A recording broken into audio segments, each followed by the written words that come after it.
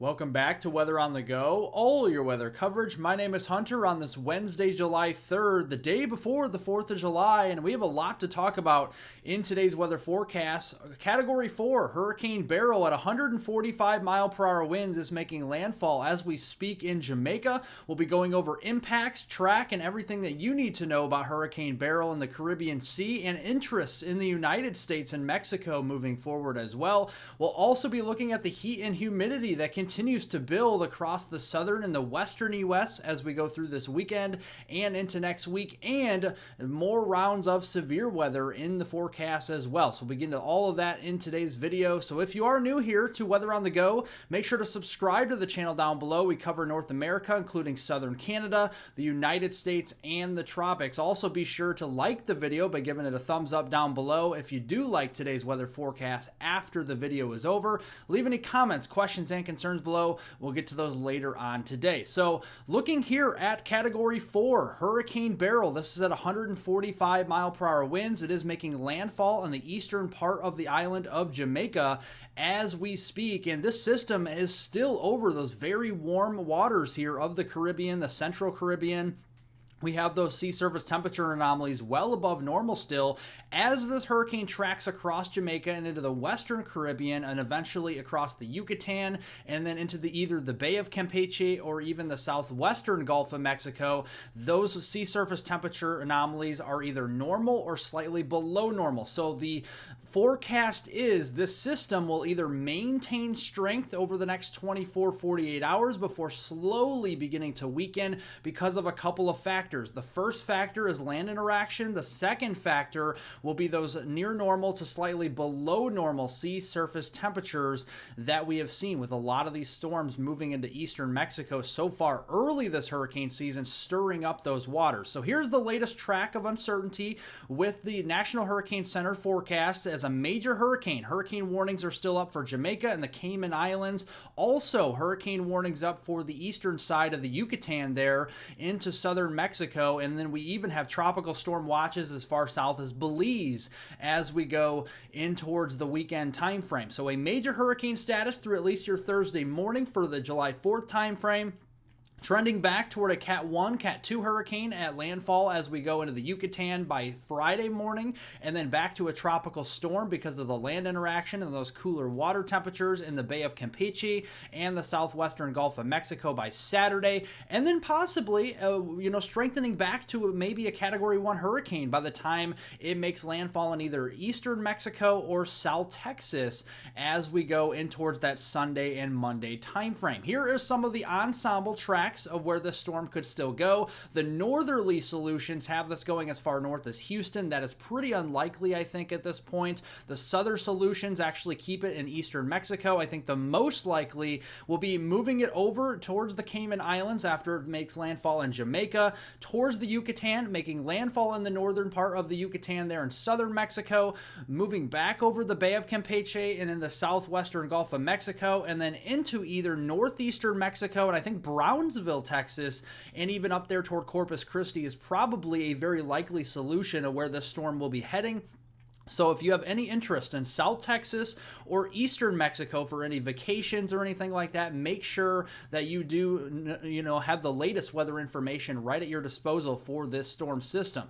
Now, looking back closer to the mainland U.S., we're talking about more heat, more humidity. Here is that ridge of high pressure across the southeast as we go through the day today. Another ridge starting to build, even stronger ridge actually over here into the Sacramento Valley in California. Pretty zonal flow here almost in the jet stream. And look at all of the heat headlines across the United States. In the orange, those are heat advisories. In the pinks, those are excessive heat warnings covering a lot of the deep south. And look at California, most of the state of California there, and even Washington state, a lot of that state is also covered in either heat advisories or excessive heat warnings. We even have red flag warnings out here for Idaho into portions of Utah and northern Arizona, where those dry soils, all that heat is going to be be building over the next few days. So here we go into the afternoon. Here are your high temperatures across the United States. Yes, we're back into triple-digit land across portions of the Lone Star State of Texas, into portions of Oklahoma, also down into the deep south, much cooler to the north. So get outside and enjoy it. If you live in the upper Midwest, the Great Lakes, or the Northeast, temperatures this afternoon are going to be into the 70s and 80s here with low humidity. Look at those dew points to the north in the 50s and 60s, so really not much humidity to go around. Look at the deep south, though. 90s, triple digits, and with dew points in the 70s, that is going to be air you can wear. The second you walk outside, you start to sweat. That's the kind of atmosphere we have today across the deep south. Those dew points in the 70s, heat index values will be pushing into the 110, maybe even locally 115 degree Fahrenheit range across the deep south going into this afternoon. And all of that heat again, proposing more storm opportunities across the middle of the country. We had more tornadoes reported across eastern and southeastern Iowa yesterday, 2 of those. A lot of wind reports in and around the Kansas City, St. Joseph, Missouri region, up toward the Davenport Quad Cities, and then back toward Wichita. We saw a lot of those wind reports yesterday, some hail reports mixed in as well. There's the storm energy as we go into this afternoon. It's still into the middle of the country up there toward the Corn Belt, and that's the exact area where we have a couple slight risks for severe weather. This is a level 2 out of 5 on the risk scale, near and north of the Ohio River and back to the west toward the Missouri Ozarks there into southern Missouri. And then a larger slight risk back here into northeastern Wyoming, into the plains of South Dakota, Nebraska, eastern Colorado, and northwestern Kansas. And the main threat here will be 60, perhaps 70 mile per hour winds in most areas, but there could be a localized zone here where we see upscale growth into a big line of storms that could produce winds over 75 miles per hour in eastern Colorado, southwest Nebraska, and northwest Kansas. Also, that area will be outlooked for the potential of 2-inch diameter hail or larger. That is hen egg size hail or larger in this area. So we'll be keeping an eye on that. And that area has a threat for tornadoes. We have a 2% chance of tornadoes there in the green for Goodland up toward Rapid City in North Platte. And then outside of those areas into the Nebraska Panhandle, northeastern Oklahoma, or northeastern Colorado rather, we have a 5% chance of a tornado within a 25-mile point there as we go into the afternoon and the evening. So let's break this down more further while we look at this here with the radar and what it could look like this afternoon. Scattered storm coverage first as we go into the afternoon. Upscale growth, though, of supercells into a big squall line. And you see these little bulges on the leading edge of the line, almost like a backward C shape, like a little bow echo.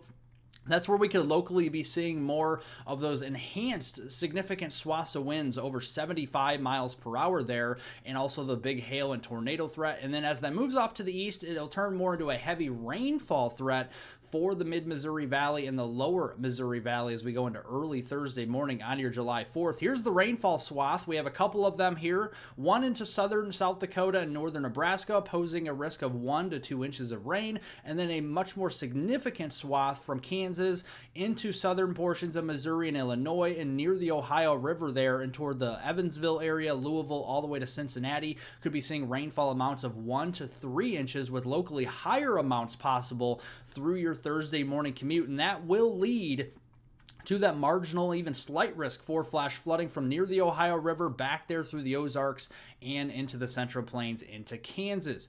Heading into the next couple of days, Thursday, July the 4th into Friday, July 5th, we have that trough to the north across the upper Midwest, keeping us cooler. That will squash the ridge further to the south toward the Gulf Coast, but the ridge out west is going to become a lot more problematic with the heat out there. Look at high temperatures there on Thursday. Look at California, a lot of triple digits out here. Las Vegas into the triple digits, Phoenix into the triple digits as well as the southern U.S. again, and those heat index values, again, very yucky Thursday afternoon for your 4th of July holiday time frame into the 110, 115 degree range here, so make sure to stay hydrated if you venture outdoors for any holiday festivities, especially across the deep south. Wonderful temperatures to the north, and as we go into Friday, cooler weather starting to move down from the north to the south, still pretty hot down near the Gulf Coast and the southeast coast, and very very hot, scorching hot across California, Oregon, Washington State, into Nevada, Utah, Arizona, New Mexico. A lot of those areas here are going to be well into the 90s, if not the triple digits there. And the heat index values, again,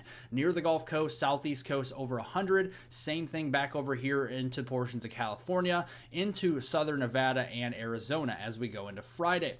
Here's the storm energy as we go into Thursday for tomorrow. A lot of that hanging around the middle of the country. Another slight risk of severe weather for eastern Kansas into Missouri and northeastern Oklahoma.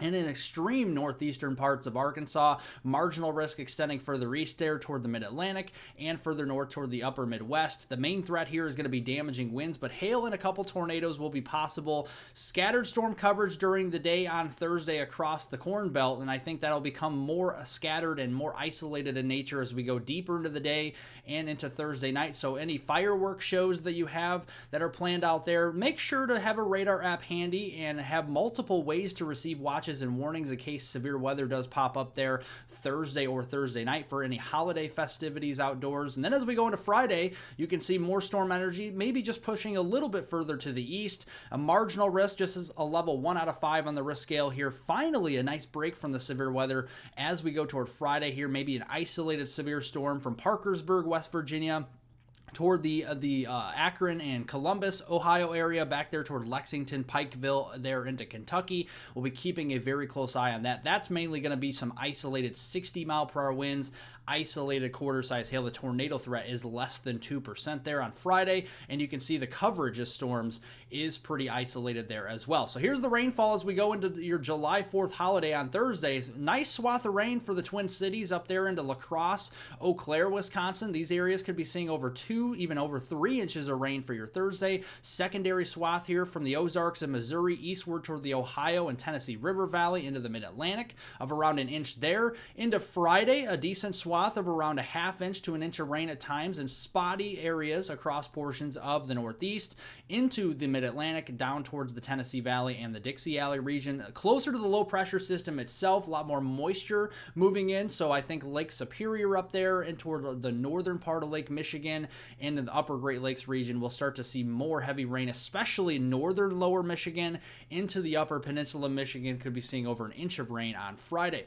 Heading into this weekend here on Saturday, July 6th and Sunday, July 7th, yes, same thing. We have a trough across the north, a little bit of a ridge across the east here, and then a new ridge still continuing to build across the west, and this means well above normal temperatures for our friends over in California, Oregon, Washington State, Nevada, Idaho, Arizona. A lot of these areas out here will be well above normal with our temperatures for this time of year, up to 30, even 35 degrees above normal Fahrenheit, especially for Portland, Eugene, Medford, all the way down to Sacramento there, even into the Los Angeles, San Diego areas as we go into the weekend. So let's look at your high temperatures on Saturday, July 6th. Look at all the triple digits across portions of California, back into the desert southwest areas of Las Vegas, of Phoenix, of the areas there into the Baja of California, western Mexico as well, outside of the U.S. And then as we go into Sunday on July 7th, a lot of the heat just building across the west and the south, and the north just stays cooler like we've been seeing. So enjoy that cooler weather to the north while you have it in the Midwest into the Great Lakes and the Northeast. Precipitation trends this weekend on Saturday. Spotty coverage across the country, nothing too terribly organized. However, I think Saturday night we may have a mesoscale convective system off the northwest flow that could start to develop up here in Nebraska, Kansas, and northwest Oklahoma. That could propagate south and eastward as we go into Saturday night. That could leave some outflow boundaries, so I think Sunday some more storms may be possible in Dixie Alley, an area that probably needs the rain. As after all of this heat to cool us off as we go into Sunday, more rain, possibly spotty at times across the upper Midwest. No organized severe weather outbreaks or anything like that expected, but some decent soaking rains if you get under one of those storms this weekend from the Midwest, upper Midwest, all the way back through the plains, the Dixie Alley, over here into the southeast coast. And we'll be watching to see where the Hurricane Beryl goes with either northeastern Mexico or southern Texas or both getting a lot of rainfall this weekend. We'll keep a very close eye on the flash flooding risk down there. Long range forecast into next week, Monday, July 8th through Friday, July 12th. We have the cooler air across the middle of the country. So the Corn Belt down here in towards the Red River Valley, the mid-Mississippi Valley, we're going to see largely slightly below normal temperatures, above normal across the East Coast from Florida to Maine and everywhere in between there. And then out west, it's really going to crank up the heat as we go into next week across a lot of these areas. Los Angeles, Sacramento, Portland, up here into Seattle, Boise, Idaho, into the Salt Lake City area here, Denver. We're starting to see some nice warmth as we go into next week. Drier air though. So if you're underneath that ridge of high pressure, sure, it's hot and humid at times, but it's also going to be very dry as well. So we're going to see not really a lot of rainfall across the Pacific Northwest, the Rockies, the Northern Plains, and even the upper Midwest starting to dry out next week as well. A lot of the moisture will be tropical induced across South Texas, coastal Texas, and really the eastern U.S. as we go through much of next week. And you can see the jet stream as we go into that time frame as well. Why we're seeing that, the jet stream with that strong ridge out west is just going to lift way up into Canada. So we're not going to have an opportunity for any organized precipitation as it moves further north. And then it kind of dumps out across the eastern U.S. So some of these storms that kind of track with that highway with the jet stream from Manitoba into Ontario, that could drop into the Great Lakes, the Ohio Valley, the Northeast. That's why they're wetter across the eastern U.S. And you can see some of those rainfall totals will be adding up. Boston, New York City, Trenton, all the way down there toward the Baltimore, Philadelphia, even Washington, D.C. areas, getting a couple inches of rain through next week, and then some heavier tropical-induced rains across parts of South Texas, Mexico, down here into much of the Lone Star State of Texas in general, the Red River Valley, the Dixie Alley in the southeast, and then out west, look at that, not much rain, not a drop of rain in California, Oregon, Washington State, Nevada, Idaho, much of Montana, Wyoming, Utah, Arizona, the list goes on and on. It's going to be very dry out west, so make sure that you do stay hydrated with all the heat out there. And it's not going to be helping the drought. Here is the latest drought monitor. This was released last Thursday. The new one will be released tomorrow on Thursday, July 4th. But you can see we already have moderate pockets of severe drought across the Pacific Northwest. That will be worsening with our dry weather. And we'll start to see some help with the moisture there into Texas and the southeast where we have pockets of moderate severe drought. This should improve over the next couple of weeks with those tropical rains and just the rainfall, active weather in general. That will be some great news. Thank you all for watching. If you do enjoy today's weather forecast, consider giving it a like, a thumbs up down below. Leave any comments, questions, and concerns below. Get to those later on today. Subscribe to the channel here. We do cover North America, including Southern Canada, the United States, and the tropics on this channel. My name is Hunter with Weather on the Go. I'll see you all in tomorrow's weather forecast.